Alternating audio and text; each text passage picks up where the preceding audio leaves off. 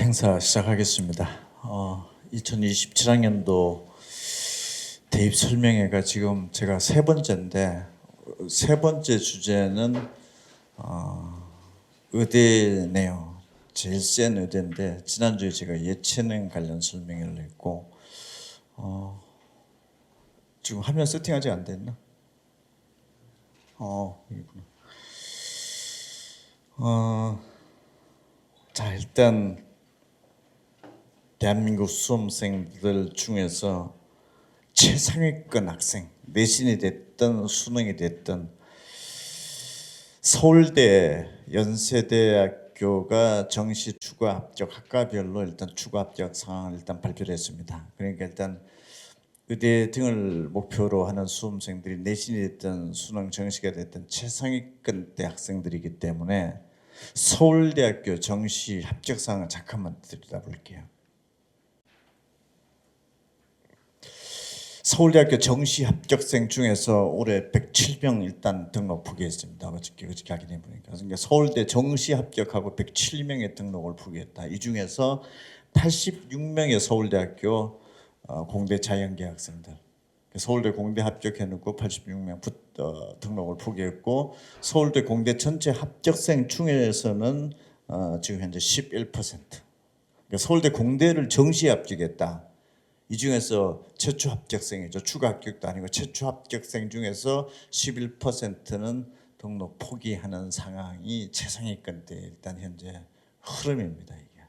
그리고 작년도에는 95명의 등록을 포기했는데 올해는 80명이 좀 줄긴 줄었는데, 작년도는 의대 모집 정원이 1,500명이 늘어서 더 복수적으로 더 빠져나갔다는 얘기가 되는 건데, 어쨌든 86명은 의대 모집 정원이 확대되기 전의 상황으로 비춰본다 하더라도 대단히 큰 수치다. 이걸 보면서 생각할 수 있는 거는, 서울대 공대생 중에서 11% 정도 등록을 포기했다고 하면 과연 대한민국에서 최상위권 학생들이 서울대 공대와 의대를 두고서 정시 세 군데 원서를 과연 어떻게 배분을 해서 원서를 냈을 것인가. 이걸 보면은 뒤에서 좀 설명을 드릴 텐데, 일단 먼저 제 생각을 말씀드리면 거의 대부분은 의대 중심으로 원서를 냈을 것 같고, 서울대에 넣어서 의대 동시 붙었으면은 일단 빠져나가는 분위기가 역력한 것 같고, 이 추세로 봤을 때는. 그래서 대한민국은 아직까지는 의대 순호를 현재 꺾지 못하고 있다. 서울대학교 합격 상황으로 봤을 때. 연세대학교 한번 가볼게요. 연세대학교 공대 합격생 중에서 올해 254명이 정시 최초 합격자 받은 학생들 중에서 등록 포기. 연대 공대 정시 최초에 붙었다. 32.4% 등록 포기.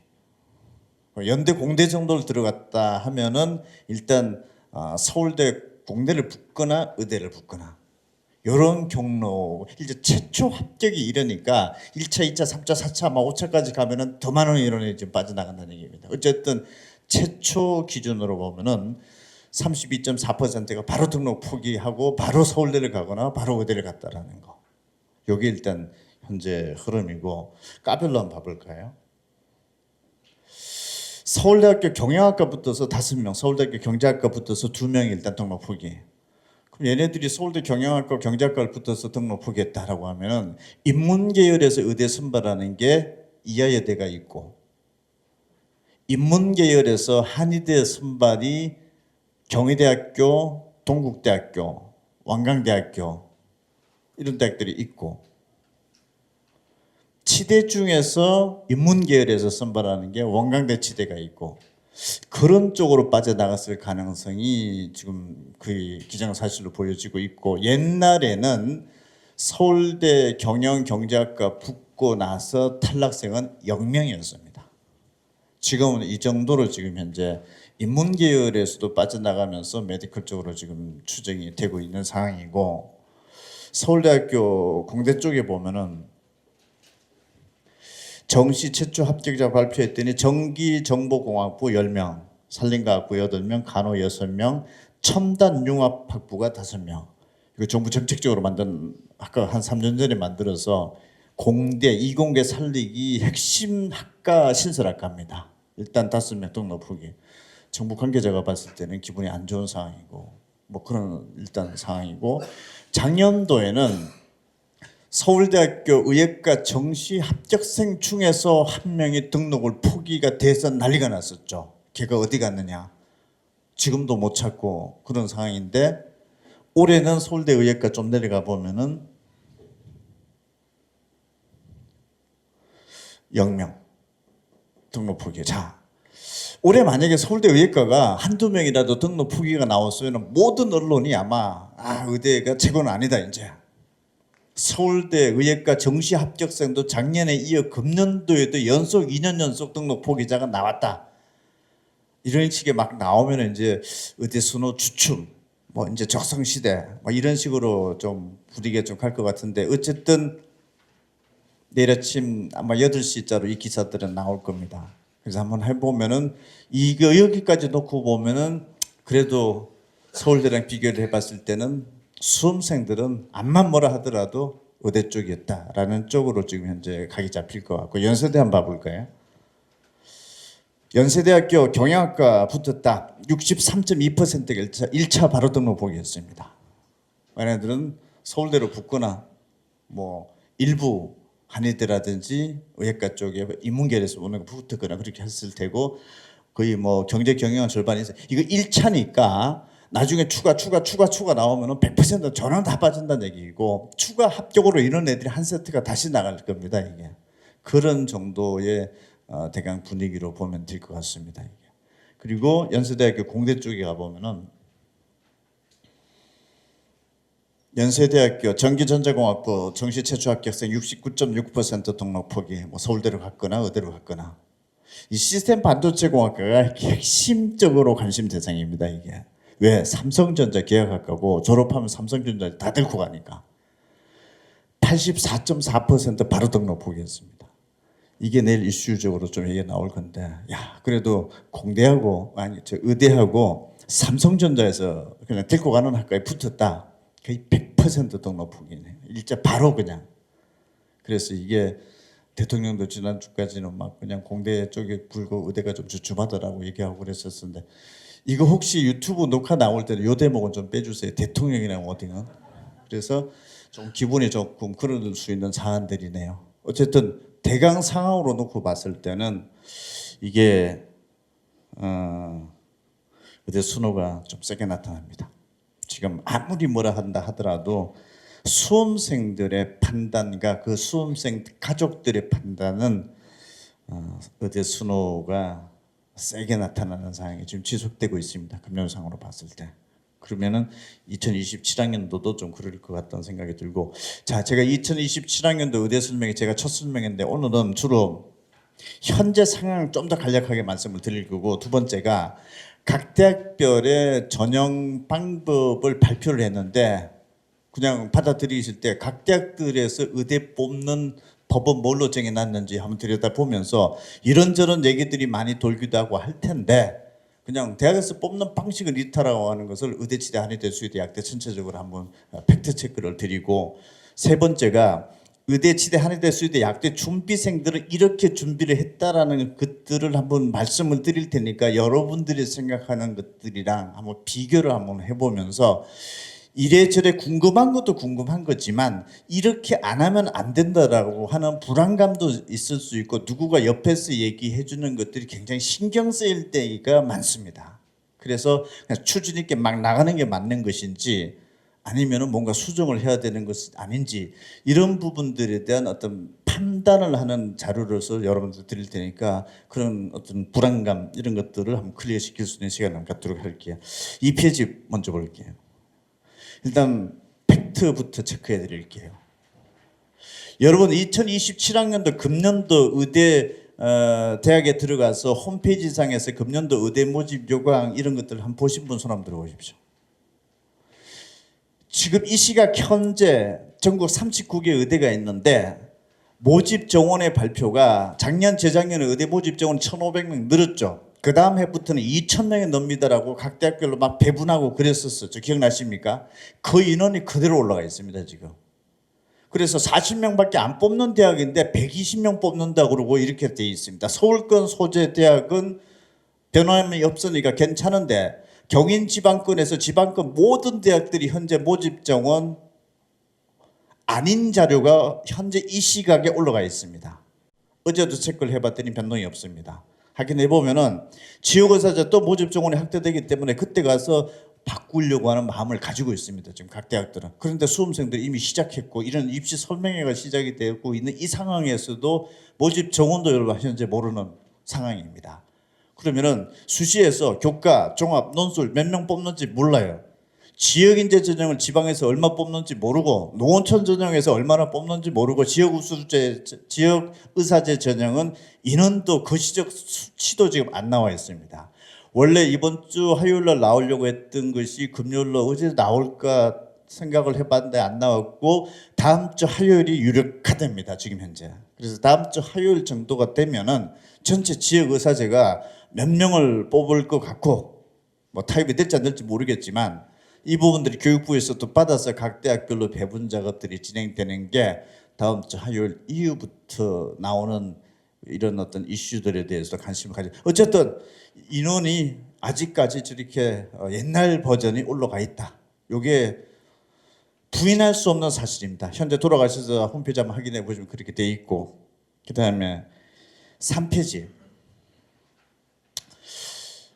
이거는 고등학교 1학년, 2학년 학생들한테도 생각이 들고 또 고등학교 3학년 올라가는 학생들은 혹시 재수를 하게 되면 또 어떻게 되는지 이런 어떤 것들 때문에 한번 제가 체크를 했는데 고등학교 2학년 올라가는 학생들부터 내신 수능제도 다 바뀌죠. 5등급제로 바뀌어지고 또 고교학점제가 전면 적용이 되죠. 그리고 고교학점제에 전면 적용이 되는데 고등학교 2학년 학생들은 내신 10% 안에 들어오는 올 1등급 돼야 된다는 얘기가 돌고 있는데 그거는 좀 맞을 거는 같아요. 올 1등급 안에 정도는 들어와줘야 전국 의대 선발인은 한 3,000명보다 많은 인원이 나올 것 같으니까 어쨌든 1등급 돼야 되는데 10% 안에. 그런데 그럼 동점이 되는 거니까 내신 잘 관리했던 학생들도 그럼 기록물 관리를 또 어떻게 해야 되느냐라는 것들이 많은 얘기들이 지금 현재 돌 수가 있는 거고 심지어 뭐 강남권에 컨설팅 받았던 사람 학생들 같은 경우는 뭐 거의 대학 논문 수준에 쓰듯이 지금 준비하는 학생 실제 있더라고요. 제가 보니까. 그래서 제가 정리를 했는데 39개 의대 중에서 우리 대학은 고교 학점제에서 이러한 과목을 핵심 과목으로 지정을 해놓고 들여다보겠습니다라고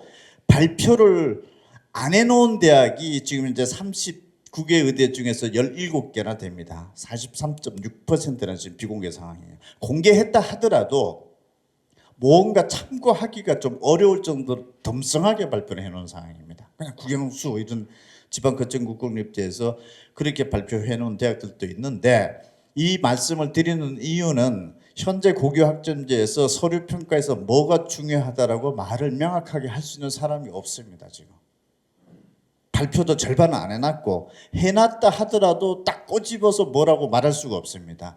또 돌아다니는 활동 서류들 이렇게 들여다보면은 일단 제 느낌에는 그렇습니다. 여러분 모든 입시라는 게 한번 상식적으로 접근해 볼 필요가 있을 것 같은데 저 많은 고등학교 현장들에서 저런 활동에 대한 그 주제도 너무 어렵고 뭔지도 모르는 내용들일 것 같은 생각도 좀 드는데 저 과연 대학들에서 입학사정관에서 정확하게 체크를 해줄 수 있을 것인가?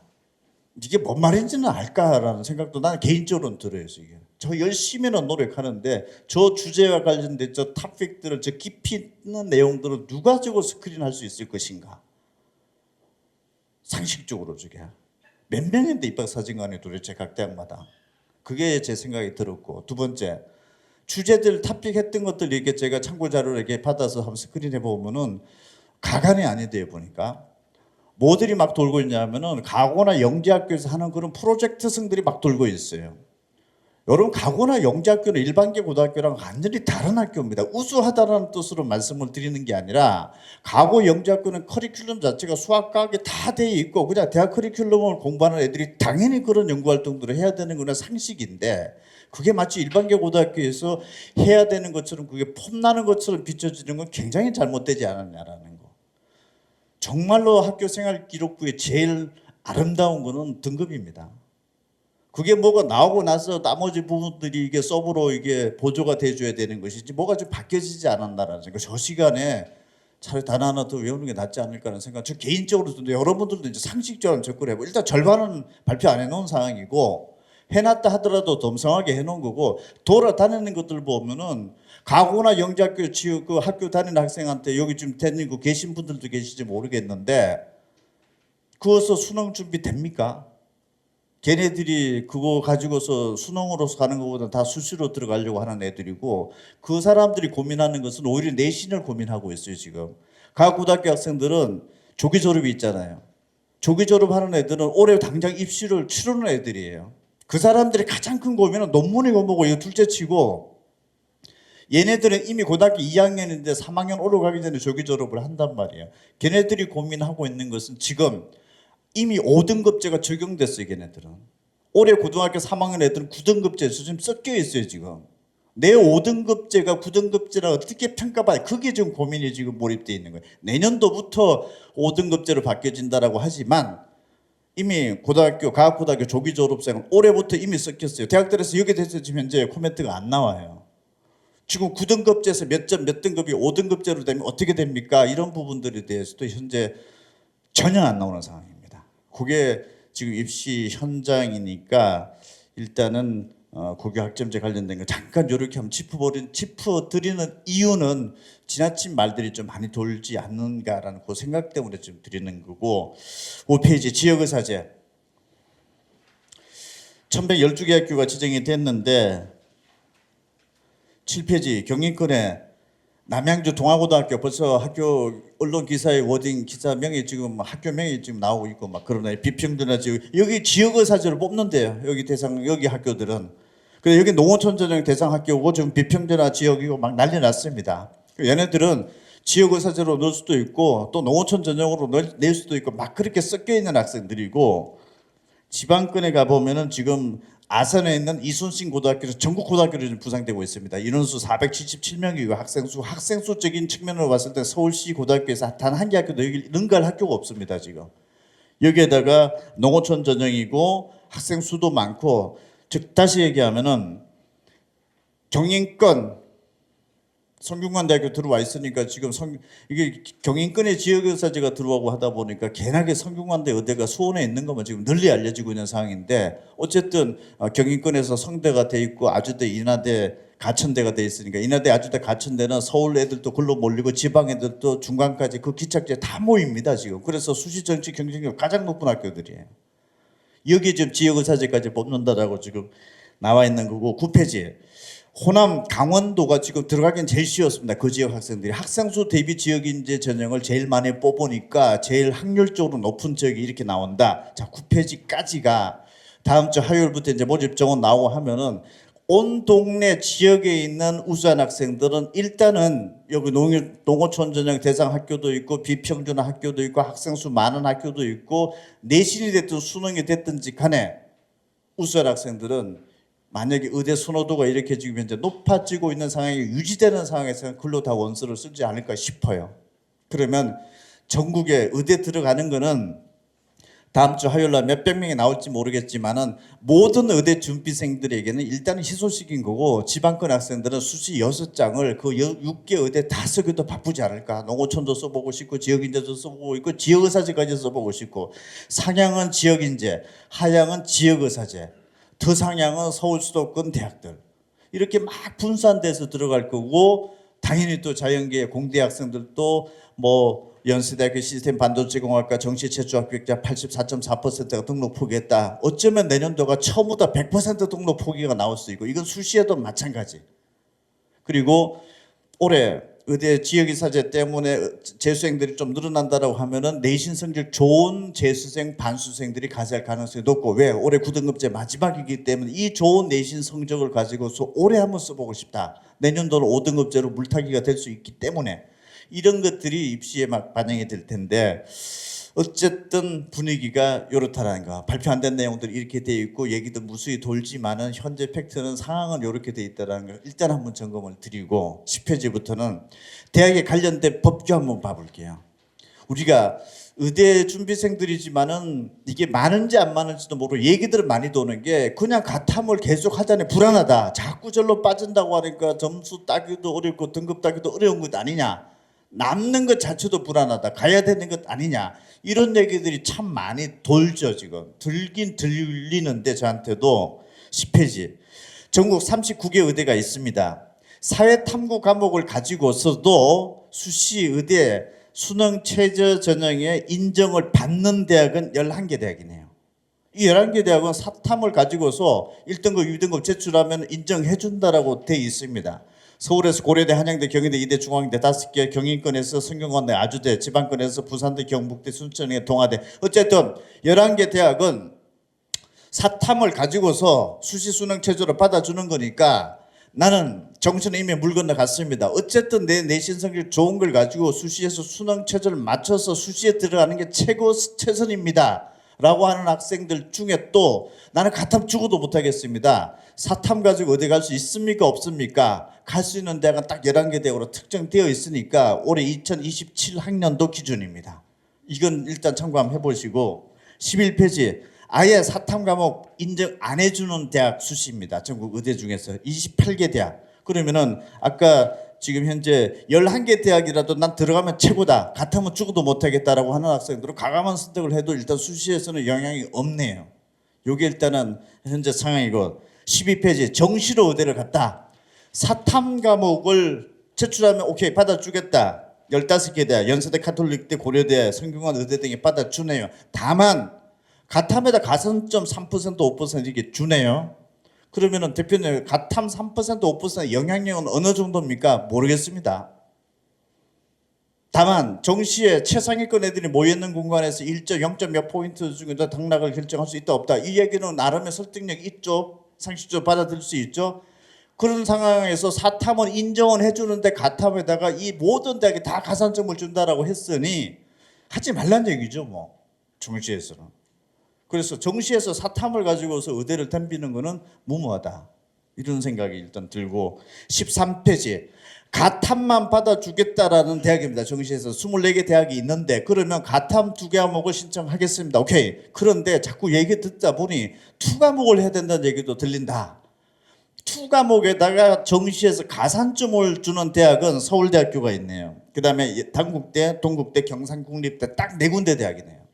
그러면 내가 이 대학 아니면은 정말 나는 갈 수가 없다. 뭔 이유에서는 모르겠지만 이 대학을 간다라고 하면 가탐 2는 굉장히 유의미하네요.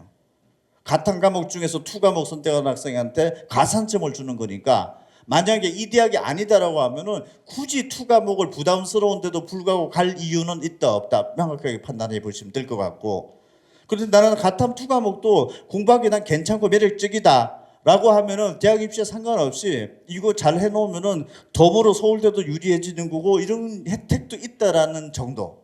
요게 일단 판단 한번 해보시고 14페이지. 전국에 약대가 37개 약대가 있습니다. 대학이 많고 모집 정원이 많아서 일단 바로 두 번째로 집어넣었는데 전국 37개 약대 중에서 수시에서 사탐 과목을 수능 최저로 받아주는 대학 12개 대학이네요. 경희대, 중앙대, 이대, 동국대, 숙대, 덕성여대, 성균관대 등. 이것도 내가 약대 수시 수능 최저만 맞추면 되고 나는 정시는 들여다볼 수가 없다. 내신 좋은 걸로 약대 어떻게든 가겠다. 수능 최저 맞추면 된다. 사탐 인정해주는 이 대학을 목표로 한다라고 하면은 여기에 대해서 이견을 달 수는 없습니다. 인정해주고 있기 때문에. 그 다음에 15페이지.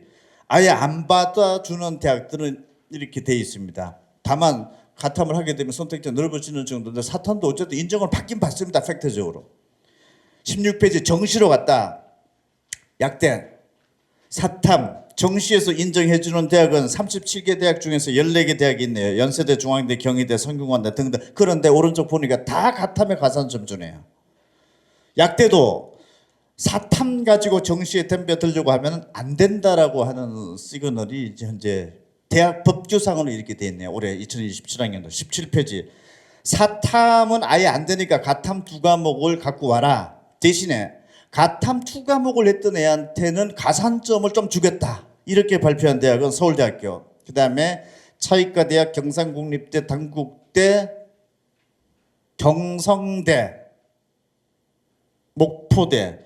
요 대학들이네요 지금.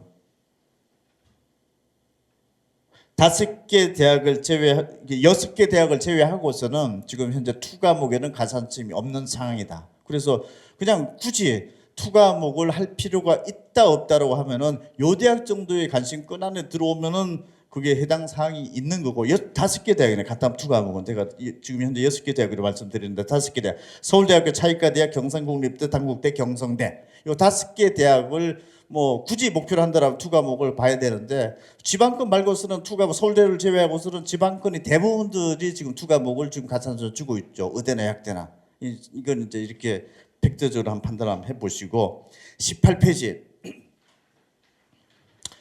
탐구 두 과목을 보는데 한 과목만 잘해도 될 수 있느냐 없느냐 의대 수시 수능 자 탐구 두 과목은 하나는 1등급 하나는 4등급이었다 이걸 이제 두 개를 다 보라고 하면은 어려워지는데 한 과목만 반영이 되는 대학 서울권에서 의대는 고려대 연세대 이하여대 3개 대학이 되네요. 그러니까 3개 중에 한 개만 잘하더라도 제출할 수 있다 없다. 그다음에 경인권 없고 지방권에 12개 대학이 있네요.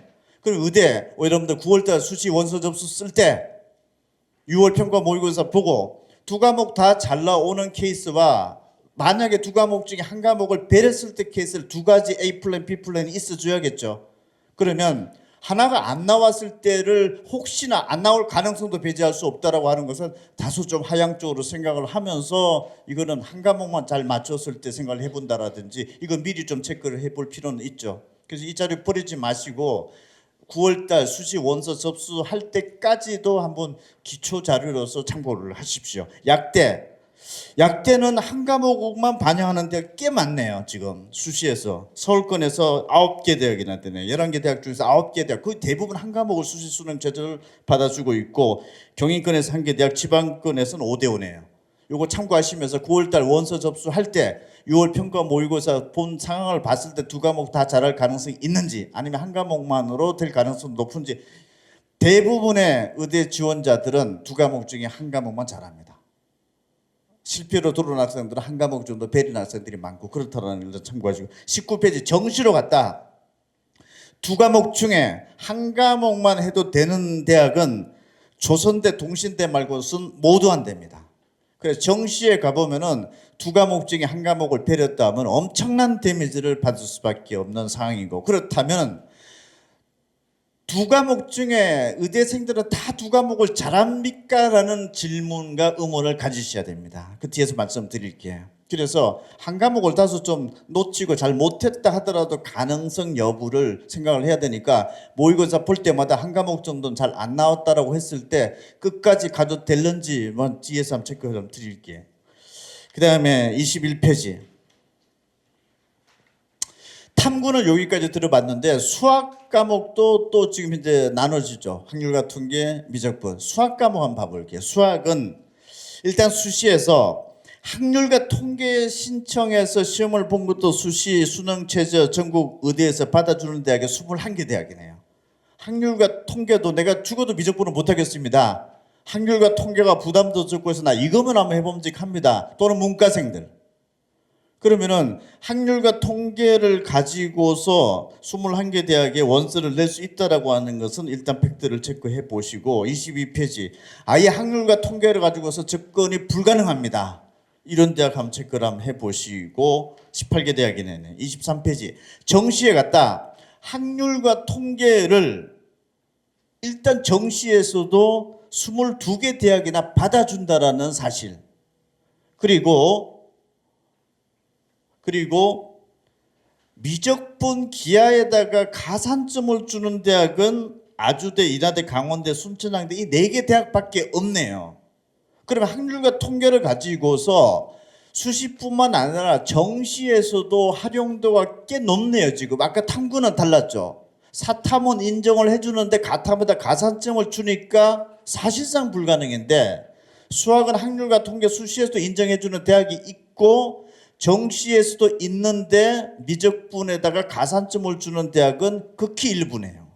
이게 일단 한번 생각을 해봄직한 건데 24페이지 아예 확률과 통계는 불인정 대학 25페이지 약대도 37개 약대 중에서 확률과 통계를 인정하는 대학 이건 문과 학생들 중에서 지금 현재 뭐 대원외고라든지 문과 학생들이 좀 눈여겨볼 만한 그런 포인트일 것 같은데 어쨌든 된다라는 거 26페이지 아예 확률과 통계는 이거는 수시 수능 체제에서 인정을 안 받아주는 대학. 27페이지 정시로 와봅시다. 정시에서 약대 17개 약대에서 확률과 통계 받아주고 있고 동국대, 삼육대, 아주대, 강원대 약대만 미적분의 가산점을 주는 거니까 확률과 통계가 점수가 꽤 괜찮게 나오면 핸디캡이 없을 수도 있네요. 이게 미적분 가산점을 주는 대학이 극히 일부에만 지금 제한적으로 적용이 되고 있기 때문에 그래서 일단 수학 부분 이렇게 한번 체크를 해보시면서 지금 제가 탐구 영역과 수학 영역을 한번 이렇게 비교를 해본 이유는 각자의 처지가 있습니다. 지금 내가 이과 학생이면 확률 같은 게 신경 안 쓰는데 굳이 이런 얘기를 할 필요가 있을까 했는데 이거는 문과 학생들이 함준적에 봐야 되는 것들이고 사탐도 사탐, 가탐, 의대, 약대 이런 양상이 좀 다른 면들을 일단 대학의 법규상은 이렇게 돼 있다. 그래서 이런저런 얘기하지 말고 대학에서 이렇게 받아주는 대학이 있다 없다 또 가탐 2 과목에서도 뭔가 페이버가 있는 대학이 있다 없다 있는데 있긴 한데 극히 일부다. 서울권에서는 서울대학교밖에 없고 나머지 다 지방권에서 가탐 2 과목에 대해서 뭔가 좀 페이버를 조금 더 주고 있는 정도다. 이 정도고 29페이지 전국 의대에서 국어, 수학, 영어 탐구의 반영 비중 31페이지 전국 37개 약대에서 반영 비중 32페이지 치대, 한의대, 수의대에서 정시 과목별 반영 비중 대체적으로 육안으로 보면은 수학 비중이 높네요. 작년도 같은 경우에는 수학이 좀 쉽게 출제돼서 상위권 학생들은 손해를 봤죠. 왜? 국어가 어렵게 출제돼서 국어 득점에 따라서 영향력이 매우 컸죠. 근데 어쨌든 그냥 대학에 관련된 자기들 상의 어떤 법규로 봤을 때는 수학 비중을 많이 높여놓은 상황입니다. 전체적인 모든 메디컬 부분의 대학들이 다 그러네요 지금. 그리고 탐구에서는 되게 깐깐하게 지금 조정을 해주고 있고요. 탐구에서는 그래서 사탐을 인정해주지만 가탐에다 가산점을 주고 있는 상황이고 수학은 비중은 높여놨지만 확률과 통계를 탐구만큼은 조금 프리하게 내버려두는 상황 정도네요 지금. 35페이지 부터는 제가 아까 말씀드렸던 2026학년도 저희가 학생들 한 6만 명, 7만 명 계속 표본 돌려보고 한다고 그런 설명회를 계속 이어가고 있는데 의대, 치대, 한의대, 수의대, 약대 지원자들만 딱 추려봤습니다. 얘네들의 수능 분포적 특징을 한번 보시면서 대학에 관련 법규는 이렇게 돼 있는데 실제 애들은 어떤 액션들을 하고 있는지를 한번 들여다보면은 35페이지 전국의 의대 지원자 중에서 가탐, 사탐들은 인정해주고 뭐 법규상 그렇게 되어 있지만 89%가 의대 지원자는 가탐 선택했네요. 지금 과목 순서는 이런 순서의 비중대로 되어 있고 36페이지 가탐 2과목 중에서 그러니까 탐구 2과목 구성 조합 비율 순서입니다. 1번부터 7번까지 넘버링까지가 전체 조합에서 70.4%니까 17명은 이런 조합에서 되어 있으니까 여러분들은 어떤 조합에서 지금 보고 있는지를 한번 비교를 한번 해보시고 판단하시고 37페이지 국어 89.1%가 지원자 중에서 엄매 수학 90.6% 미적 기하 국어, 수학, 영어, 탐구, 등급 분포 국어 1등급 77.2%, 수학 83%. 의대 지원자 중에서 수학 1등급은 83%였습니다. 그 다음에 국어였었고 탐구 동그라미 쳐보지 39%밖에 안 되네요. 다 이거는 2등급 또 3등급. 자, 그러면 의대 지원자 중에서 탐구에서 2등급은 유의미한 거냐 아니냐? 유의미하네요. 상황에 따라서 3등급까지도 왜? 비중이 적네요 지금 1등급 비중이 두 과목 평균으로 봤을 때는 국어 수학에 비해서 현저히 줄어들어 있죠. 영어는 90점 넘는 애들이 한 절반 정도 됐습니다. 작년도 수능 상황에서. 그 다음에 38페이지 의대 지원자 중에서 국어 수학 탐구 점수가 290점 이상자 고득점 정도는 이쯤 되는 성적이면 의대 정시에서 합격 박스권 안에 들어가는 학생들만 추려봤습니다. 얘네들은 국어, 수학, 탐구 두 과목의 구성조합의 비중이 이렇게 돼 있고 1번부터 6번 넘버링까지가 68.9%가 이 조합권 안에 지금 들어와 있었네요. 그 다음에 39페이지 국어 95.6%가 언매 그 다음에 미적 기하가 87.8% 탐구 두 과목 선택 조합은 지금 현재 넘버링 네 번째까지가 67.8%의 조합이었었고 40페이지 의대 지원자들 각 탐구 과목을 전체 지원자 중에서 원앤원 조합이 73.5%, 원앤투 조합이 14.7%, 고득점 290점짜리 애들만 모아놔봤더니 이네들 중에서 원앤원이 77.1%였습니다. 투 과목에서 지정을 대학들이 했지만 실제 수험생들은 이 정도로 지금 현재 분포도가 나오고 있었다라는 거. 41페이지 의대 지원 학생들의 수시 수능 최저 등급 어느 정도 확보 가능성으로 들어가느냐 4개 등급 합 5 이내가 전체 52.8%였습니다. 그래서 한 절반 정도는 4개 등급 합 5 정도를 맞추고 있고 절반 정도는 지금 현재 못 맞추고 있는 상황이다라고 하면서 일단 성적 관리 한번 보시고 42페이지 의대 지원했던 학생들이 타 대학 학과에 지원하는 유형들이었습니다. 2026학년도 중앙대, 약대, 경희대, 치예과, 연세대 시스템 반도체 공학과가 세 번째로 지금 등극했네요. 아까 보셨죠? 연세대 시스템 반도체 공학과 삼성전자 다들 구하는데 84.4% 등록 포기. 일단 의대와 연세대 시스템 반도체 공학과 붙었다. 거의 100% 그냥 거의가 아닙니다. 100% 나가고 추가 합격으로 들어온 애들도 다시 빠져나가고 그런 상황이니까 냉정하게 연세대 시스템 반도체 공학과 1차 합격생들은 거기 갈 애가 아니었었고 최종 연세대 시스템 반도체 공학과 가는 애는 어떻게 보면 그게 잘 간 케이스고 의대랑 상관없는 애들 그리고 의대랑 상관없고 연세대 시스템 반도체 공학과 2차 3차 붙은 애들은 의대 지원금까지는 안 되지만 서울대 공대가 있는 애들 계속 연쇄적인 흐름의 이동상. 그래서 대한민국의 자연계 입신 의대라는 큰 덩치 큰 3,000명이라는 게 있기 때문에 어떻게 보면 그 밑에 대학은 저 대학에 예전 같으면 가지 못할 나이가 들어가 있기도 하고 이런 어떤 그 흐름들이 지금 전개되는 거니까 의대 지원 학생들은 타 대학 학과의 지원 상황도 지켜보면서 나도 상황에 따라서 일반 학과를 6군데 중에서 수시에서 몇 군데 정시에서 3군데 중에서 몇 군데 정도를 또 하나 넣을 수도 있기 때문에 타 대학의 지원 상황 대학 학과들이 만약에 여러분들이 판단하는데 참고를 하시고 만약 어느 정도 좁혀졌다라고 하면 그 대학 학과들의 전형 특성도 파악을 동시에 해 나가는 게 필요합니다. 그래서 내가 이쪽에 준비하는 게 저쪽에 준비하는 유형이랑 좀 맞는지 안 맞는지 그것도 한번 체크리스트에 좀 집어넣을 필요가 있지 않을까 싶습니다. 43페이지 약대 지원자들의 수험생 분포 특징 가타 선택자가 86.8%였고 44페이지 약대 지원 학생들의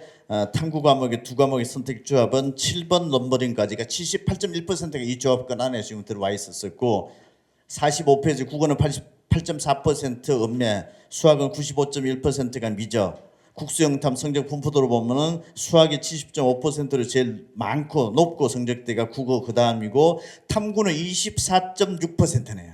아까 의대가 한 38%의 비교를 한번 해보시고 영어는 2등급 1등급 이내가 38.4%. 아까 의대는 한 50% 됐고 그러니까 의대와 약대의 성적 간극이 어느 정도 있는지 일단 스크린을 한번 해보십시오. 46페이지 약대 지원하는 학생들 중에서 290점짜리 이상들을 모아보면은 지금 현재 국어 수학 탐구의 선택 조합은 1번부터 10번까지가 84.4%가 이 조합권 안에 들어와 있었다. 47페이지 국어 선택 과목은 98.4%가 읍내고 수학이 96.9%, 탐구는 6번 넘버링까지가 누적 73.4%가 이 조합권 안에 들어와 있었고 48페이지 지원자 약대 전체 애들은 87%가 원앤원을 과학탐구에서 선택을 했고 290점 이상 고득점 학생군에서는 과학탐구 원앤원이 78.4%. 49페이지 수시 수능 최저 등급 합 5 이내가 약대 지원자 중에 22.8%. 아까 의대 지원자들은 한 52%대까지 아까 나왔었죠. 아까 표에서 참고해 보시고 50페이지. 약대 지원 학생들이 성균관대 배터리학과 서강대 AI 기반 자율전공학부 등등등으로 이렇게 타 대학 학과의 지원 분포 특징이 있었고 그다음에 51페이지는 동일 맥락으로서 치대, 한의대, 수의대 지원자들을 같이 묶었습니다. 묶어봤을 때 탐구 선택 조합 52페이지는 국어 수학 선택 조합, 국어 수학 영어 탐구 성적 분포도 53페이지 치대, 한의대, 수의대, 약대 290점짜리 이상들만 모아봤을 때 54페이지 국어, 수학, 선택 같은 거의 비슷한 맥락으로 할 거야 아마. 그 다음에 55페이지 치대, 한의대, 수의대 학생들의 과학, 탐구 두 과목의 응시 조합이 여기도 역시 원앤원 조합이 가장 많은 조합이었었고 56페이지 치대, 한의대, 수의대 학생들이 타 대학에 지원할까 순천향대, 의예과부터 쭉 나와 있으니까 한번 참고해 보시고 자 여기까지가 의대, 치대, 한의대, 수의대, 약대들의 수험생 분포 작년 2026학년도 특징이었습니다. 특징이 여기서 보면은 하나 지금 중하위권 대학생들이 이 설명회를 만약에 듣고 있다라고 하면은 뭘 캐치를 해야 되냐 하면은 지금 현재 국어하면 제가 지난번 설명회 때도 말씀을 드렸는데 대한민국에서 내노라는 최정상급 학생들이 국어에서는 언어 매체에 지금 몰려가 있습니다. 아까 지금 보셨죠?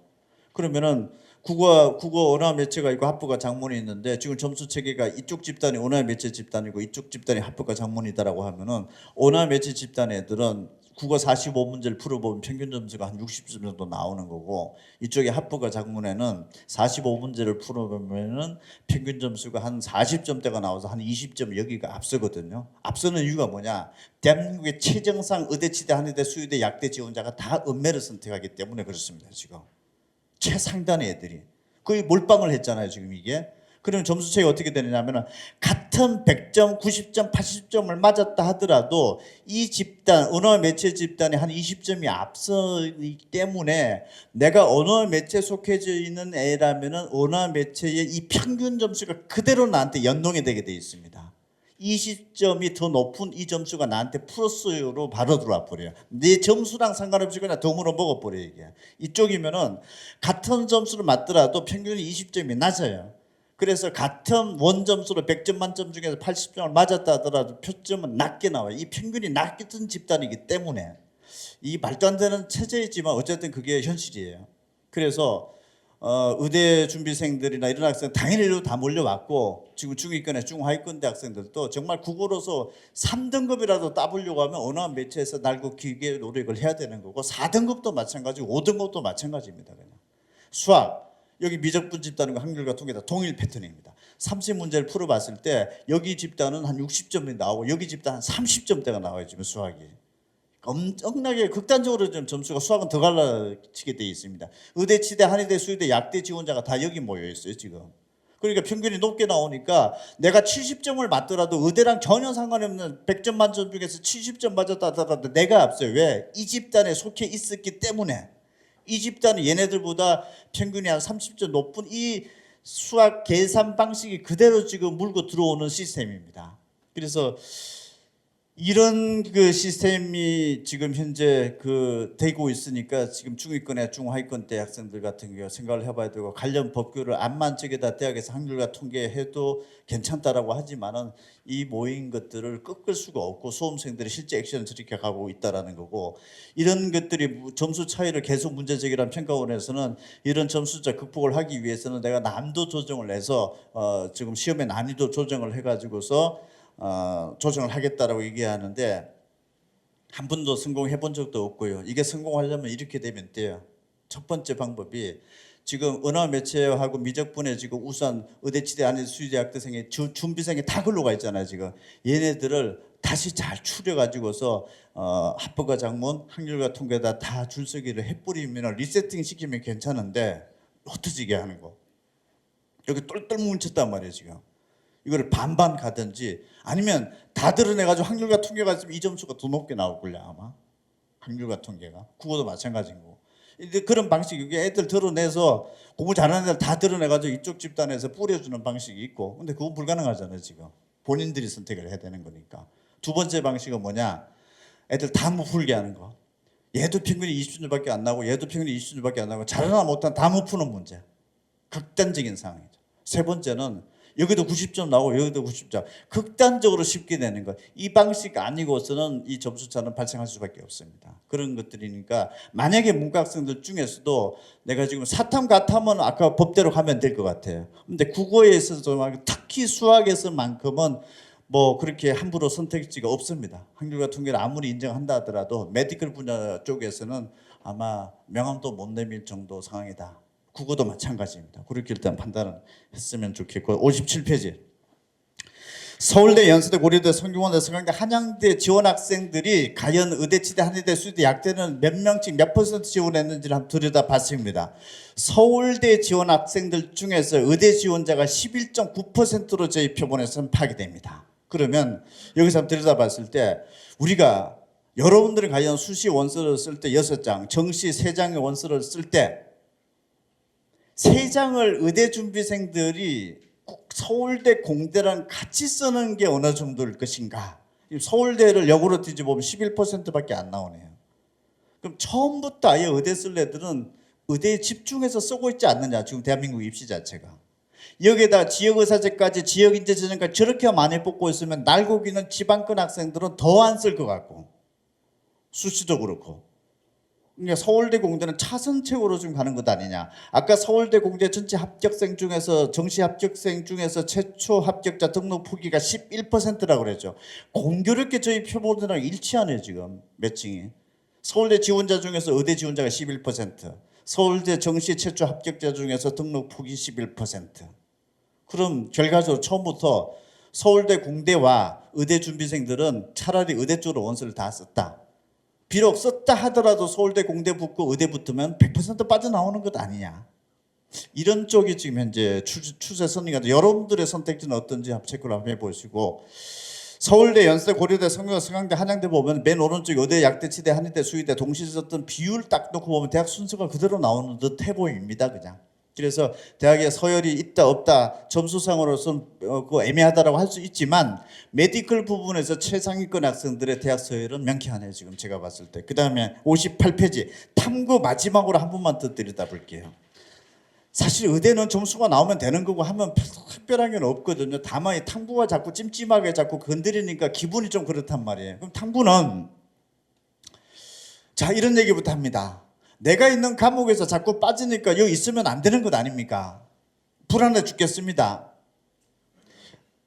2022학년도부터 통합수능에 들어오면서 빠지긴 빠졌네요. 지금 원과목이. 위에 추세선 쭉 보면 빠졌죠.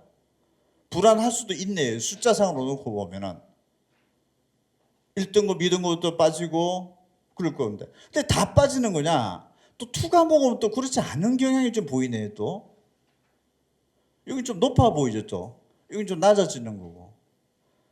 그럼 통으로 한번 봐봅시다. 통으로. 아까 제가 의대 지원자나 약대 지원자나 의대, 치대, 한의대, 수의대 지원자나 두 전체적으로 놓고 봤을 때는 각 탐구가 압도적이죠. 선택지가.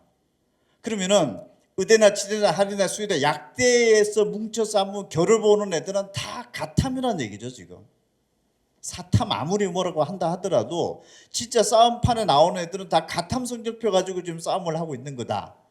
그럼 결과적으로 놓고 봤을 때 숫자가 여기는 플러스 마이너스가 되고 플러스가 되지만 전반적으로 놓고 봤을 때 마이너스가 더 크다라고 하는 것은 인정. 그러면 고득점자도 같이 주는 것 아닌가요? 숫자가 준 만큼 고득점자도 줄죠. 그러면은 옛날에 90점의 합격선이 형성됐던 것이 88점으로 내려갈 뿐인 것이지 지금 이 리그 안에 들어와 있는 아이들이 집단의 성분이 바뀌어지지는 않지 않느냐라는 거. 그래서 너무 뭔가 불안해할 필요가 과연 있느냐라는 생각이 좀 듭니다. 이 분포상으로 놓고 보면은 이런 얘기들 안 하면은 이만큼 주니까 이만큼 손해를 볼 것 같고 1, 2등급 이만큼 떨어집니다 하면 그게 탁탁탁 나는데 막상 까놓고 보면은 이쯤 되는 카드를 시험 본 애들만 와서 지금 겨루기를 하고 앉아 있는데 뭐 사탐론 몇 개 뭐 이렇게 들어온다고 가지고서 이거 가지고 놀 거는 아니지 않느냐 이런 생각을 일단 좀 하게 되고 또 투과목이 뭐 가산점을 준다는 것 때문에 일로 간다라는 얘기도 돌지는 모르겠지만 뜯어봤더니 거의 없잖아요. 투과목에 가산점을 주는 게 가탐 투 서울대학교 나머지 다 지방대학에 있었는데 의대 준비생들이 뭐 다 서울대만 준비합니까? 그러니까 그런 맥락도 지금 현재 대학에서 발표한 상황도 그렇고 실제 또 원앤원이 거의 절대적으로 많잖아요. 그러니까 이거는 뭔가 대학에서 요구하는 법규가 바뀌어서 이렇게 하는 것 같지도 않고 의대 준비생의 트렌드 자체가 원앤원에서 원앤투로 다 가고 있는 추세도 아닌 것 같고 그냥 이 면만 놓고 보면은 불필요한 고민도 좀 하고 있는 것 같고 그냥 자꾸 자꾸 뭔가 파고들면서 그런 느낌이 드는데 좋으니까 가는 거 아닌가 싶어요. 저는 그냥 제 개인적인 생각에는. 내가 이 과목이 괜찮다 싶은 분야 쪽으로 가고 입시에서 유불리를 참 점친다는 게 현재적인 흐름상으로 놓고 봤을 때 저는 그렇게 생각이 들고, 또 하나 두 번째는 그럼 어떤 과목에 가보면은 좀 요기하다 쉽다 어렵다라는 생각으로 하면 또 들어간다고 해서 저 과목은 되게 접근하기 어렵고 불이익이 있을 것 같아. 그리고 아까 보셨죠? 탐구는 의대생들도 38%밖에 1등급이 안 나왔죠. 약대생도 24%밖에 안 나왔죠. 그러면은 의대 정도를 준비를 하는 학생들은 가탐 영역에서 2등급, 3등급도 유의미한 데이터라는 걸 이제 판독을 해야 되는 거죠. 판단을. 그러면은 5년치를 제가 한번 다 들여다 봤습니다. 한번 넘겨봐보자, 화면으로.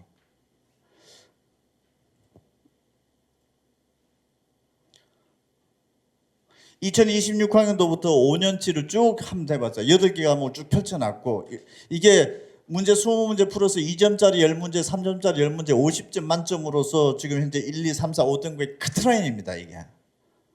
여러분 이걸 보면서 쭉 연도를 보면서 이것만 판단해 보십시오. 무슨 과목에서 1등급 따기가 쉬웠지 어려웠는지 특정 불가능합니다.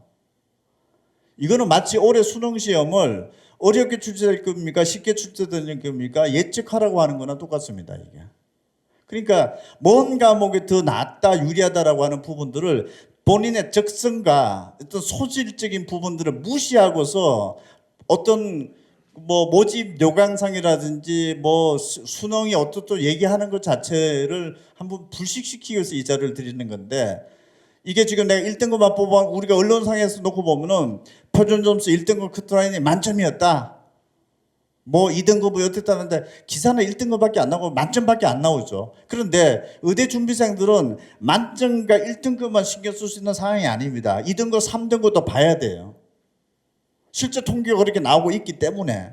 그러니까 1, 2, 3등급 이걸 매년 최첨부, 유천체 8개 과목을 다 펼쳐봤을 때 뭐라고 여러분 같으면 상식적으로 이걸 판단하시겠어요, 이게.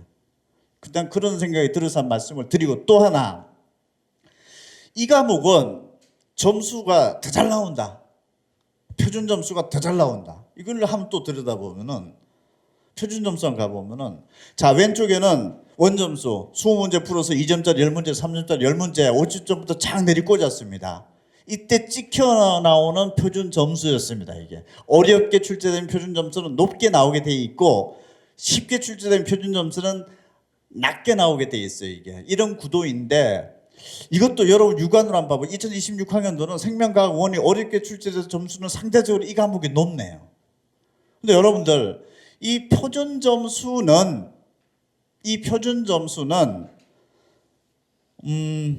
대학들에서 또 정시에서 이거 조정을 합니다. 이게 정시에서 조정을 해가지고서 너무 높게 나와서 어려운 거는 좀 낮춰버리고 표점을, 그 다음에 너무 쉬워서 너무 낮게 나오면 좀 올려주고 이 보정 작업을 하는 거예요. 이게 변환 표준 점수라고 하는 건데, 이 점수를 그대로 그냥 성적표상에 찍힌 요 70점 그대로 인용하는 대학은 서울대학교.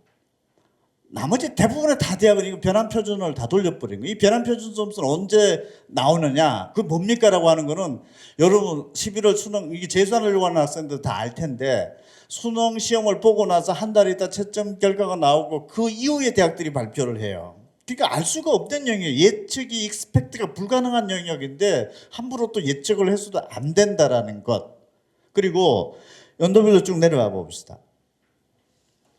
이때는 또 이게 높아요. 그냥 단순하게 육안으로만 놓고 그냥 표점 찍힌 걸 보면은, 그 다음에 또 이때는 또 이게 높았고 또 내려가고, 이때는 또 저게 높았고 또 한번 내려가 봅시다. 특정하기 어렵죠. 그래서 너무 불필요하다고는 할 수 없는데 그냥 조금 걱정이 있다라는, 불안하다 싶으면 이 판단 자료를 보시면서 스스로 그냥 클리어 시키십시오. 그래서 주변 그런 학부모님들이라든지 이렇게 얘기를 하실 때 어떤 근거에서 그런 얘기가 나왔는지 살펴보세요. 근거가 없으면 근거 없는 거예요. 제가 여러분들한테 드릴 수 있는 근거는 이런 부분들로서, 저도 이게 판단의 설명, 사실은 공부라는 게 뭔가 기술을 가지고서 한다라고 하는 것은 굉장히 그는 좀 조잡하잖아요. 방식 자체가, 그 자체가. 그런데 제가 명쾌하게 여러분한테 말씀드렸던 거는 뭐냐면은 수학이나 국어 선택하고 좀 너무 명쾌해요. 저 근데 2022학년도 3월달 교육청 첫 모의고사 때부터 제가 5년 전부터 저 문제 제기했던 건데 지금 계속 저렇게 가는 거 저런 거는 명쾌한 건데 탐구는 제가 봤을 때 좀 명쾌하지 않은 것 같아요 지금. 그러니까 저거는 철저하게 내가 좋아하고 자신 있어 하는 부분들을 정말 밀고 나가는 게 어떨까 싶은 게 내 솔직한 생각이에요. 이걸 가지고서 뭐가 유리하다 불리하다라고 하는 것을 과목 특정을 무슨 근거에서 저렇게 할 수 있는지도 좀 그렇습니다. 그리고 숫자가 너무 낮게 다 떨어지는 것 같지만은 높아지는 과목들도 있는 거죠 지금. 그래서 일단은 올해 2027학년도 의대 모집 설명회 의대 입시 첫 설명회인데 지금 이 자리에서는 사실 제가 수시라든지 정시 합격 점수 예측 다 의미가 없을 것 같고요. 지금 상황에서는 전체적으로 일단 큰 틀에서 지금 시작은 딱 스타트를 끊고 마음을 가졌으면 추진력 있게 밀고 나가줘야 되는데 이 밀고 나가는 데 있어서 찜찜함이 있는 것들을 우선적으로 하면 오늘은 처음 다뤘습니다. 그래서 다음 주부터 모집 정원도 나오고 이제 이런 부분들이 나오면 조금 더 디테일하게 들어갈 거니까 일단 오늘은 여기까지 일단 팩트 체크부터 일단 드리는 시간들 갖겠습니다. 올 한 해도 어쨌든 저희도 의대 입시에 대해서 많이 좀 연구도 하고 분석도 할 테니까 여러분들 궁금해하시는 거 있으시면 뭐 학원에다 연락 메모도 남겨주시도 좋고 어쨌든 성실하게 준비를 하도록 하겠습니다. 원장님 말씀 그 의대 쪽에서는 또 어떤 또 이슈가 있는지 한 말씀 들어보시고 제 시간은 이걸로 끝내겠습니다. 고맙습니다.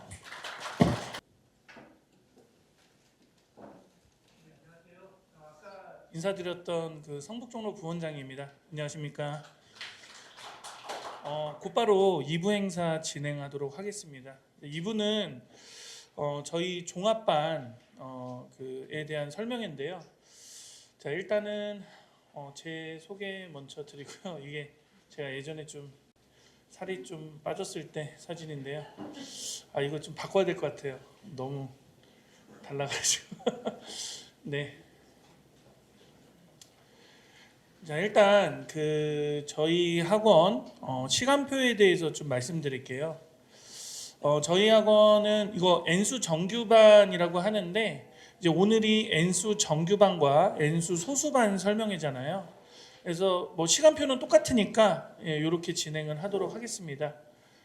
자, 여기 보시면은 저희가 7시 50분에 등원을 해요. 그래서 7시 50분에 등원해서 영교시 프로그램이라 그래서 40분 동안 이제 영어 단어 그다음에 핵심 체크 모의고사라 그래서 20분 정도 보는 그런 모의고사를 봅니다. 국영수를 월수금 이렇게 보고요. 그리고 국어 어휘 시험도 같이 이렇게 병행을 해서요.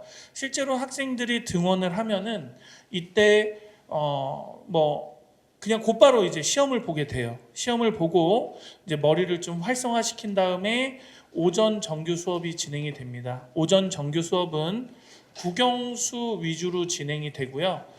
이렇게 1교시부터 뭐 4교시까지 진행이 되는데 메인 수업은 여기서 이렇게 진행이 되고 중식 이후에는 탐구 수업 아니면 논술 수업 이렇게 진행이 됩니다. 그래서 탐구랑 뭐 다른 외부 수업이 없을 때는 오전에 수업이 끝나고요. 탐구 수업이 있을 때는 이제 오후 수업이 있습니다. 어쨌든 학생들이 고정된 커리큘럼에 따라서 이제 하루가 운영이 되기 때문에 처음에는 뭐 좀 낯설고 좀 힘들 수 있어요. 그런데 이제 시간이 지나면서 자기 오늘 수업량과 자습량 그다음에 뭐 선생님하고 상담 약속이 잡혀 있거나 학습 컨설팅이 이제 뭐 준비되어 있으면 그렇게 하고요. 또 질의응답이 저희가 여기 보시면 1시 반부터 8시 10분까지 또 진행이 됩니다. 그래서 학생들이 3교시쯤 되면은 저희가 질의응답을 이제 신청하는 그 신청서를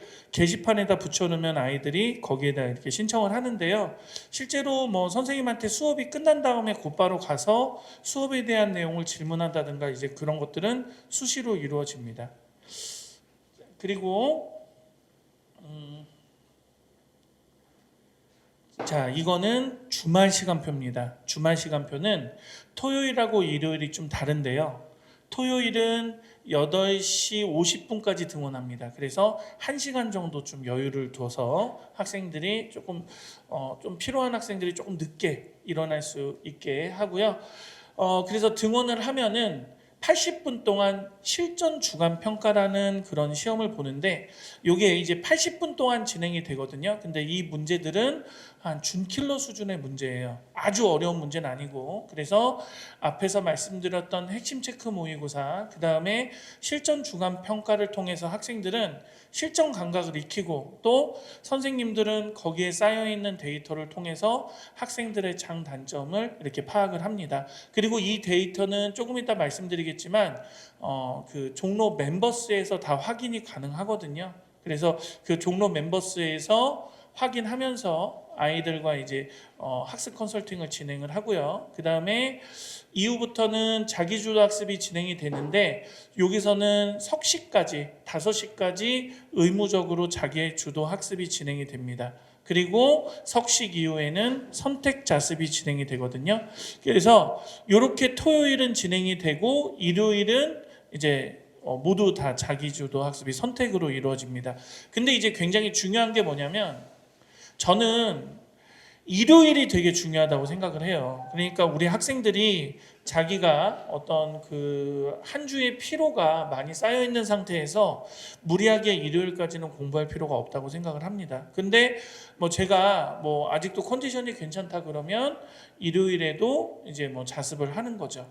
자습을 할 때는 그냥 무조건 나왔다 들어갔다 하는 게 아니라 뭐 10시까지 등원을 한다든가 12시 30분부터 1시 30분까지 등원을 한다든가 이렇게 등원 시간과 하원 시간은 정해져 있습니다. 그래서 뭐 중간에 나가고 그러는 건 없고요. 그래서 중간에 나갈 일 있으면 뭐 그때는 이제 집에서 뭐 자기주도 학습을 해야겠죠. 이렇게 이제 시간표가 짜여져 있고요. 이렇게 보면은 총 일반적으로 하루에 한 14시간 정도는 학생들이 학원에서 이제 학습을 하게 되는데 보통 우리 학생들한테 12시간 한 30분 정도는 학습량을 꼭 그렇게 만들려고 합니다. 그러면 12시간 정도 되면 일주일에 한 60시간 정도는 꾸준히 학습을 하는 그러한 계획을 짜야 되고요. 그 60시간이 안 되면 이제 학생들한테 뭐 좀 더 학습량을 높이라고 합니다. 그리고 이제 국어와 수학과 영어와 탐구의 비중을 아주 적절하게 조합을 해서 학생들이 학습하는지도 이제 선생님들이 이렇게 파악을 하십니다. 자, 일단 그 학원에 나오는 이유 중에 하나가 학생들이 학습에 유해한 그런 것들을 좀 차단하려고 나오는 것도 있잖아요. 그래서 학생들이 등원하면 일단 등원 문자가 가고요. 그 다음에 학생들은 핸드폰을 자기 이제 제출하는 곳에다가 제출을 해야 됩니다.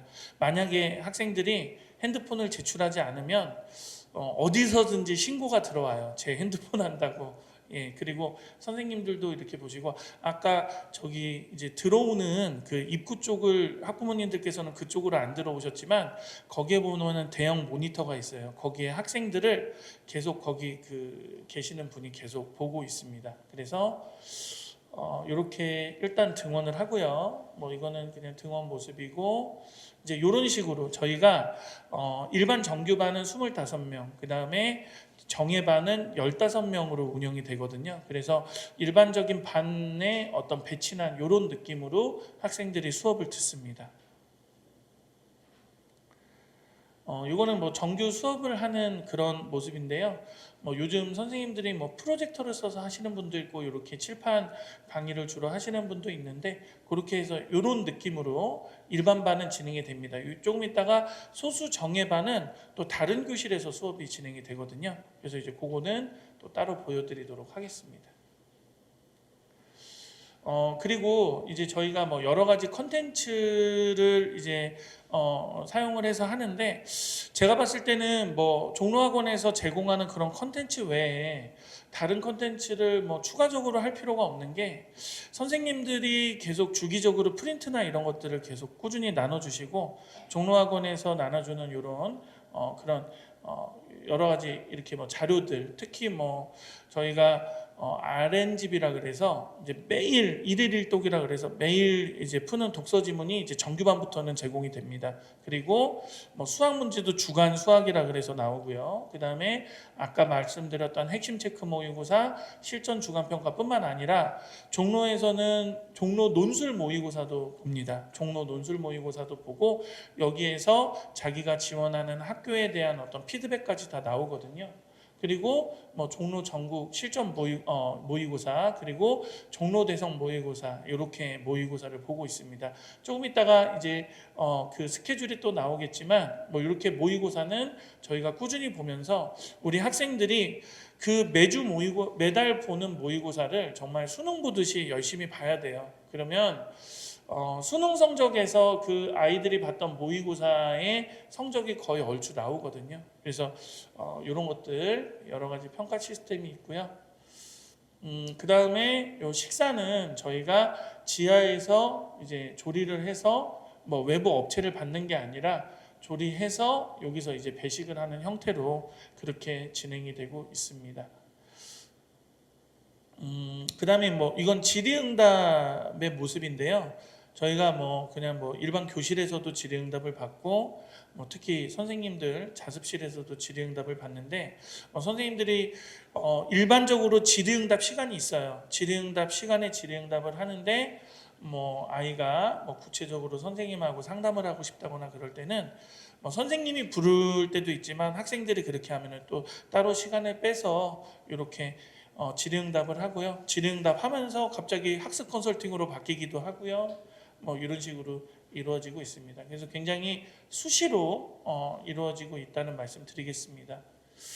자, 요거는 종례인데요. 종례는 저는 정말 중요하다고 생각을 해요. 우리 학생들이 그날의 모습들이 다 있어요. 아이들이. 근데 학생들이 같이 생활을 하다 보니까 어느 좀 힘들어하는 시기도 좀 비슷하거든요. 그래서 그럴 때 이제 선생님이 이제 학습 방향이라든가 이런 것도 제시를 해주고 독려도 하고 학생의 상태도 점검을 하고 뭐 동기부여도 하면서 학생들을 이끌어 나갑니다. 자, 그리고 이제 이건 테마 특강 수업이라 그래서요. 저녁 자습 저녁 먹고 내가 국어나 수학이나 영어나 논술을 좀 추가적으로 더 특정 선생님한테 듣고 싶다 그러면 이제 이런 수업도 진행이 되고 있습니다. 근데 선생님들이 이렇게 테마 특강 수업을 하게 되면요, 그 과목의 담임 선생님 같은 좀 역할을 하시더라고요. 그래서 매일 뭐 과제를 주시고 거기에서 피드백도 또 따로 해주셔서 저는 굉장히 효율적이라고 생각을 합니다. 그래서 뭐 학생들이 많이 이용하고 있고요. 그 다음에 이제 자습실이 독서실에서는 자기주도 학습을 하는데, 그러니까 저희가 점심시간 이후에는 독서실로 이동을 해서 자습을 하거든요. 근데 저희가 또 이제 그렇게 되면은 저희가 수업 듣는 교실이 또 비어 있잖아요. 그래서 독서실이 좀 답답한 친구들은 또 교실에서도 자습을 하게 하고 그렇게 해서 좀 너무 답답하지 않게 그렇게 하고 있습니다. 그리고 이제 뭐 여기 보시면 일단 그 뭐 강사님들 이렇게 커리큘럼 전체적인 커리큘럼인데 지금 저희가 이렇게 학기가 한 7주나 8주 정도로 이렇게 짜여져 있거든요. 그래서 교재가 한 권당 한 200페이지 정도 되는 교재로 뭐 국어 같은 경우에 3개, 뭐 문학 독서 선택, 수학도 이렇게 한 3개, 뭐 이렇게 해서 선택, 수원, 수투 이런 식으로 돼서 무언가 이렇게 전체적으로 한번 보고 또 한 번 보고 또 한 번 보는 이런 식으로 되어 있고요. 이게 가면 갈수록 좀 문항이 좀 많아지고 이제 정규 4학기 때는 모의고사 형태, 그리고 정규 5학기 때는 진짜 이제 수능 실전에 맞게 계속 문제를 많이 풀리는 형태로 진행이 됩니다. 그리고 이제 특히 9월에는 좀 굉장히 큰 어떤 학생들의 큰 어떤 터닝 포인트라고 해야 될까? 요때 이제 수시 원서 접수를 하거든요. 그래서 수시 원서 접수를 하면은 이 수시 원서 접수를 9월 모의고사 이후에 이제 지원을 하게 되는 게 6월하고 9월의 성적을 보고서 대략적으로, 왜냐하면 이제 수시에서 납치될 수도 있잖아요. 그래서 아이들의 성적을 어느 정도 보고 그때 이제 결정을 하게 되고요. 그 9월에 또 추석도 껴 있어가지고 되게 붕 뜰 수가 있습니다. 그래서 컨설팅은 좀 꾸준히 해오다가 요때 이제 딱 이제 정하고, 그 다음에 또 이제 공부 너무 들뜨지 않고 너무 아이들이 혼란스럽지 않게 선생님들이 차분히 또 학생들을 다독여 주고요. 그리고 특히 이제 9월, 10월, 11월 되면 그런 거 있잖아요. 내신 기간에서도 한 일주일이 굉장히 중요하듯이 이 기간이 굉장히 중요합니다. 그래서 체력 관리도 아주 잘해야 되고 멘탈 관리도 아주 잘해야 되고요. 요때 이제 슬럼프 오면 되게 힘들어요. 그래서 그런 것도 좀 저희가 관리를 하고 있습니다. 그래서 이제 모의고사 이런 컨텐츠인데요. 매달 이렇게 모의고사를 보고요. 그 다음에 논술 모의고사도 이때 이제 중간 중간에 보면서 이제 학생들이 자기 수준과 그 다음에 뭐 자기의 성취도를 계속 이제 파악을 하면서 이제 선생님하고 방향을 잡아 나갑니다. 뭐 제가 뭐 이렇게 말씀드리긴 그렇지만 선생님들은 되게 열심히 강의하시고요. 그리고 이제 종로학원에 보면은 뭐 담임 자원이나 뭐 기본 요기를 중심으로 강의하시는 선생님도 있고 전체 본원에서 이렇게 오시는 선생님도 있고 그런 식으로 진행이 되고 있고요. 뭐 강의 만족도는 굉장히 높고요. 특히 탐구 같은 경우는 거의 다 100%예요. 강의 만족도가. 이거는 종로 멤버스입니다. 그래서 이제 학부모님들이 여기에 학생 아이디와 뭐 비밀번호를 치고 이제 들어가시면 아이의 모의고사 성적 뭐 이런 거 핵심 체크, 아까 말씀드렸던 성적, 실전 중간평가 성적이 이렇게 분석이 되어 있어요. 분석이 되어 있는데 전체 성적에 따라서 분석도 되기도 하고 그 다음에 동점자를 통해서 또 비교를 하기도 합니다. 그래서 아이의 성적을 이렇게 파악을 하면 되고요. 이게 나의 오답 분석 노트라 그래서 우리 아이들이 모의고사를 보면은 모의고사 틀린 문항들 있죠. 그 틀린 문항만 따로 이렇게 해서 따로 이렇게 발췌를 해가지고 여기서 그 지문과 문항 해설이 이렇게 한 페이지에 나오게끔 이렇게 프로그램이 되어 있고요. 그래서 인쇄를 하게 되면은 1년 동안 내가 풀었던 뭐 몇 개월 동안 내가 풀었던 모의고사의 오답을 이렇게 체크를 할 수가 있습니다. 그리고요. 자, 모집 요강인데 요거는 좀 잘 봐주시면 좋겠습니다. 여기에 제가 이제 오늘이 N수 정규반과 N수 정예반이라 그랬죠. 지금 여기 MD 클래스가 N수 정예반이고요. 스카이 클래스, 탑 클래스, 인서울 클래스가 N수 정규반입니다. 그래서 여기는 25명 정도로 운영을 하면 여기는 이제 15명, 16명까지 좌석이 있는 그 교실에서 수업을 하는데요. 차이점이 뭐냐면 요 반은 조금 수준이 높겠죠. 기본적으로 들어오는 성적도 세계 영역 등급합이 7이 되거나 아니면 학생부 교과 성적이 1.8 이내여야 됩니다. 그러면 이렇게 들어가는 데가 있고요. 이제 여기는 이제 반이 이렇게 나눠지는데 요거는 일단은 수학을 기준으로 좀 나누고요. 물론 국어나 영어도 이제 반영을 하지만 주로 수학을 위주로 이렇게 반영을 합니다. 그리고 여기 장학제도가 이렇게 있죠. 요거는 이제 일반 정규반 장학제도입니다. 그래서 특히 뭐 세계 영역파 등급 9 이내는 뭐 10% 장학을 주고요. 나머지는 수학을 반드시 반영한 그런 장학 제도가 있다는 거. 요거는 이제 요 MD 클래스 반은 조금 달라요. 하지만 뭐 이렇게 되고 있다. 그리고 그 기준은 수능뿐만 아니라 6월, 9월 평가원 시험도 똑같이 반영을 하니까요. 거기서 가장 이제 잘 나왔던 성적을 반영을 해서 장학 혜택을 받을 수가 있습니다. 표준 수업 실수는 그냥 이렇게 보시면 돼요. 기본 수업이 있고요. 이제 맞춤 수업이 있어요. 그래서 맞춤 수업은 이제 지금 선행반은 어떤 식으로 진행되고 있냐면 저희가 수학 수업 같은 경우에 수원수투 보완 수업이 있습니다. 수원수투 보완 수업은 제가 수업 들은 내용 중에 조금 학생들이 못 따라갈 것 같은 것을 또 추가적으로 다시 한번 수업해 주는 그런 보완 수업이 있고, 보완 수업을 들을 게 아니라 심화 수업 듣는 친구들은 그 배운 내용에서 조금 더 추가적으로 좀 어려운 부분 아니면은 좀 더 어려운 뭐 문제나 이런 것들을 푸는 그런 형태로 진행이 되고요. 밑에 있는 선택 수업 뭐 이렇게 되고, 탐구는 사탐과 가탐인데 이제 2월 정규반이 개강을 하면 한 3월쯤에 다시 이제 시작을 합니다. 그리고 이거는 정예반 교실이에요. 정예반 교실. 그래서 아까 보여드렸던 일반반이랑은 조금 다르게 되어 있죠. 그래서 학생들이 여기서는 이동 없이 그냥 여기서 수학 듣고 국어 듣고 영어 듣습니다. 그래서 수업은 조금 줄어들고요. 그 다음에 뭐 학생들한테 이제 저희 종로학원에서 메타솔루션이라 그래서 좀 심화 문제를 푸는 그런 국영수 자료가 또 따로 제공이 되고 있고요. 요런 느낌입니다. 그래서 여기 N수 정예반은, 그러니까 소수 정예반은 아까 말씀드렸던 여기가 이렇게 되고요. 그 다음에 장학은 조금 달라요. 아까 말씀드렸던 정규반과 조금 다르니까 저희 종로학원 홈페이지, 성북종로 홈페이지에 자세히 나와 있으니까 거길 참고하시면 됩니다.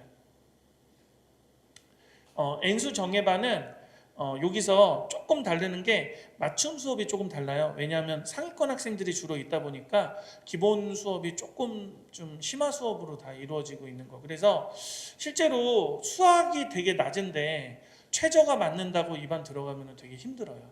예. 그리고 뭐 이거는 성적 향상 사례인데 저희가 일반적으로 한 과목에서 한 등급 정도 올리는 게 어렵고, 특히 등급이 낮을 때 한 등급 올리는 것보다 높은데 한 등급 올리는 게 좀 더 어렵거든요. 그런데 이제 뭐 이 학생 같은 경우는, 그러니까 이렇게 좀 계산을 하시면 될 것 같아요. 이제 우리 학생이 모의고사 성적을 받아왔거든요. 모의고사 성적에서 국어 100분위, 수학 100분위, 그리고 탐구 100분위가 있잖아요. 탐구 100분위는 두 개 합쳐갖고 2로 나눠서 이렇게 합으로 계산을 하셔서 한 요 정도 나왔다, 275 정도 나왔다, 그러면 한 성균관대 갈 수 있다, 이런 느낌으로 가시면 돼요. 그래서 100분위가 한 270점대, 280점 정도 되면은 뭐 스카이나 뭐 서울대까지도, 뭐 물론 100분위여서 뭐 개별적인 표점이 조금 다를 수도 있지만 일반적으로 이렇습니다. 그래서 이 친구는 뭐 제가 그 종로학원 홈페이지, 우리 성북 종로에 뭐 성공 사례로 영상도 다 찍은 친구예요. 그런데 이 친구는 지금 미적하고 물리랑 지구과학 두 개를 해서 성균관대 가산점을 받고 인문계로 지원을 해서 합격한 친구인데, 어쨌든 딱 이 성적대 되면은요 대학교를 넣을 때가 좀 정해져 있어요. 그래서 스카이는 좀 못 넣고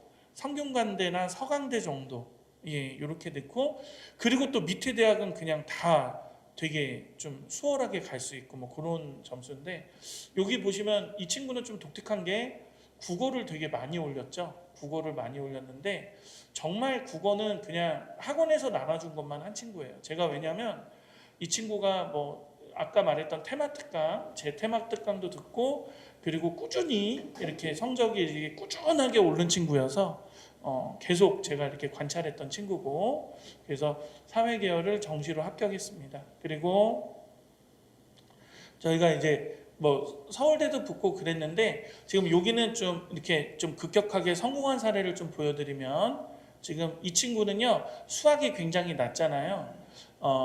예체능 준비를 했던 친구예요. 예체능 준비를 했는데 이제 공부를 해서 수학을 올렸지만, 그래도 이제 기본적인 어떤 게 없으니까 좀 올리는 데는 좀 한계가 있었습니다. 어쨌든 국어도 굉장히 많이 올렸죠. 국어도 굉장히 많이 올렸고, 이 친구는 이 친구는 생활, 여기 지금 탐구 과목을 주로 EBS를 주로 했어요. 그래서 뭐 다른 어떤 사설 그 인강이나 그런 걸 하지 않고 주로 EBS만 주로 해가지고 이제 올렸던 친구입니다. 그래서 뭐 영어는 원래 좀 잘했는데 영어가 요번에 워낙 어려웠죠. 그래서 등급이 조금 낮아졌는데 어쨌든 이 친구는 논술 전형으로 한국 외대 경영학과 합격한 친구예요. 그래서 지금 여기는 좀 성적을 많이 올린 친구들. 그러니까 성적이 많이 올랐다라는 것은 백분위가 한 70점 정도 오르면은 되게 많이 오른 거거든요. 그래서 이제 이런 거를 보여드리고 이 친구는 그냥 뭐 완전히 진짜 재수생활 퍼펙트하게 한 친구예요. 그래서 성실함 그 자체. 그리고 굉장히 밝았습니다. 그러니까 성적이 나오든 안 나오든. 그래서 제가 이제 인터뷰를 지금 뭐 성공 사례 인터뷰를 제가 하거든요. 그래서 저는 이제 우리 학생들 처음 들어오면은 우리 학생들을 가르치는 입장이지만 학생들이 성공했을 때는 학생들한테 배우는 입장이 돼요. 너가 어떻게 성공했냐. 이제 그래서 우리 학원에 성공한 친구들은 거의 대부분 저를 만나서 그런 이야기를 하거든요.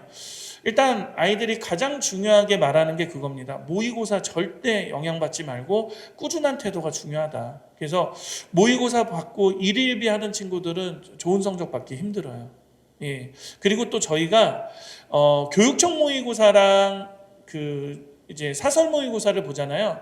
교육청 모의고사는 재수생이 빠진 데이터가 나오기 때문에 교육청 모의고사 가지고 막 보다가 6월 평가원 보면 애들이 멘붕 오거든요. 근데 중요한 게 그때 이제 6월 평가원 때 한 번 확 무너져 버리면 이제 막 그 수능에서도 되게 압박감을 받아요. 불안한 거. 그러니까 일단 사설 모의고사를 보는데 사설 모의고사가 또 난이도가 또 이렇게 막 들쑥날쑥 하잖아요. 그래서 기본적인 어떤 반에서의 등수나 이런 것들을 이제 반에서의 등수나 이런 것들을 보면서 이제 학생들이 좀 전체적으로 나의 부족한 점 그리고 내가 공부 방향이 옳은지 그런 거를 점검하는 차원에서 모의고사를 접근해야지 모의고사를 막 가지고 굉장히 의미부여하면 절대 안 돼요. 그래서 이 친구가 좀 그런 친구입니다. 그래서 정말 꾸준히 하고 정말 차분했던 친구고 그리고 이 친구는 굉장히 성실한 친구여서 초반부터 3월부터 이 친구 성적 보면은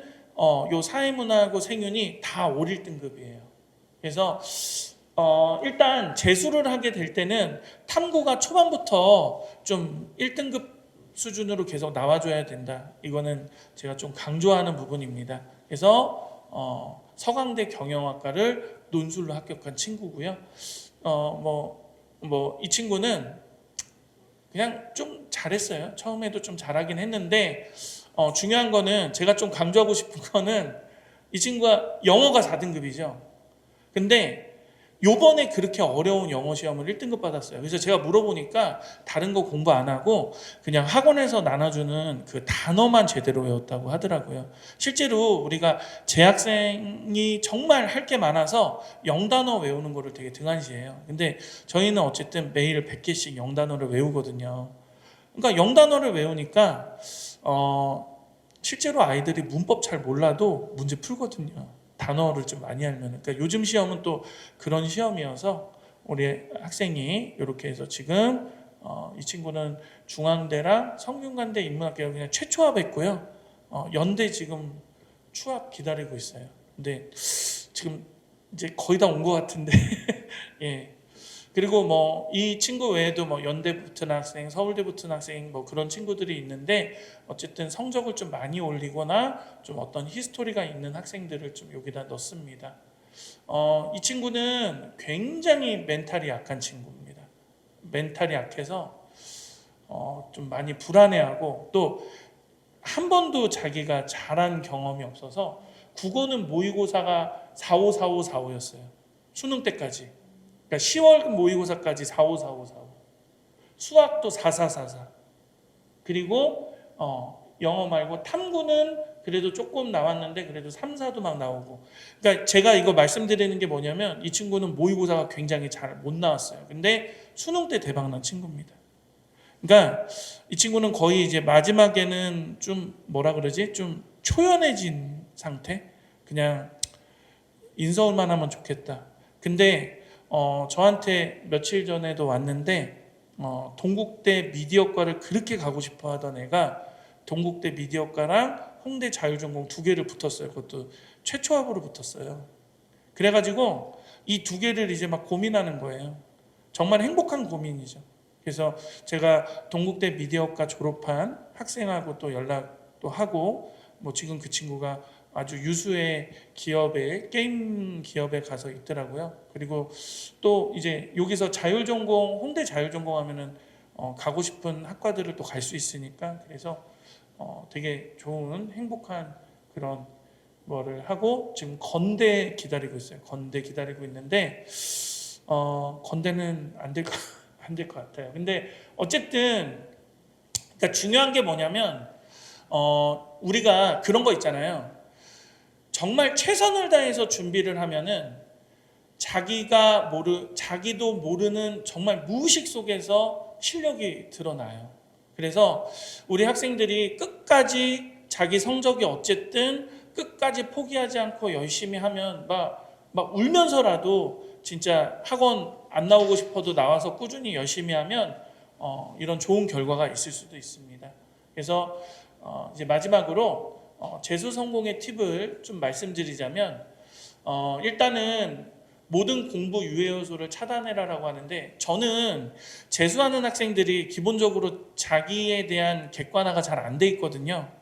자기가 스스로 컨트롤할 수 있다라는 그런 오만이나 자만에서는 버려야 돼요. 인간은 기본적으로 굉장히 제가 봤을 때는 나약한 존재입니다. 특히 우리 이 가장 혈기왕성한 우리 학생들은 조금의 흐름이라도 놓치게 되면은 갑자기 다시 돌아오기 힘들어요. 그래서 무조건 재수할 때는 핸드폰을 바꿔야 돼요. 2G로 바꾸던지 아니면은 핸드폰을 없애던지 그렇게 해야 됩니다. 그리고 이제 두 번째는 인강에 너무 집착을 하면 안 돼요. 그러니까 학생들이 뭐 바둑도요.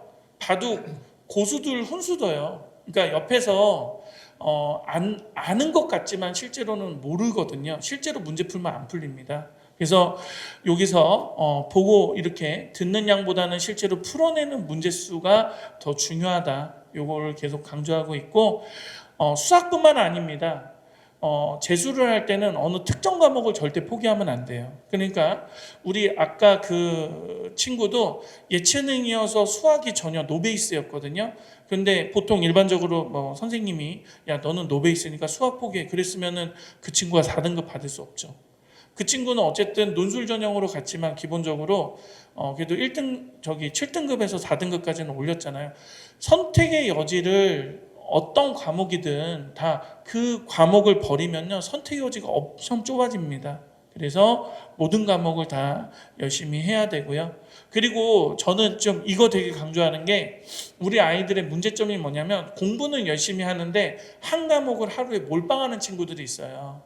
근데 그렇게 되면은 공부 안 하는 과목은 급격하게 그 효율이나 그런 게 떨어져요. 그래서 이제 학원 공부를 할 때 자기가 수학을 어느 정도 하겠다, 국어 어느 정도 하겠다, 탐구 어느 정도 하겠다, 영어 어느 정도 하겠다를 정해놓고 그것을 지키려고 노력하면서 공부를 해야 되고 그러려면 계획을 세워야 됩니다. 그리고 재수를 하게 되면은요 기본적으로 논술은 거의 필수 전형이라고 생각하시면 돼요. 그래서 내가 수학을 한 1, 2등급 정도 나온다 그러면 수리 논술을 대비하시고 수학은 좀 힘들지만 전체적으로 내가 최저를 맞출 수 있다. 재수생들은요 논술 가장 빡센 데를 넣어야 돼요. 최저를 맞출 수 있으니까. 그래서 거기서 넣고 그렇게 하시면 되고요. 어떤 과목이라도 절대 자만하면 안 됩니다. 제가 6월 평가원 굉장히 잘 봐서 수능 망치는 친구도 허다하게 봐요. 성적이 너무 급격하게 오르잖아요. 그러면 자기가 자만에 빠지거든요. 그러니까 그 자만은 자기가 모르게 들어와요. 그리고 좀 공부를 우습게 생각하고 쉽게 생각할 수가 있거든요. 그래서 오히려 저는 너무 급격하게 오르면 더 아이를 압박을 해요. 너 절대 이거는 너 100% 수능이라고 생각하지 말아라. 그래서 어떤 과목이든지 자기가 만족하지 말고 겸손하게 최선을 다해야 됩니다. 이렇게 늦은 시간까지 이거 설명해 드려주셔서 너무 감사하고요.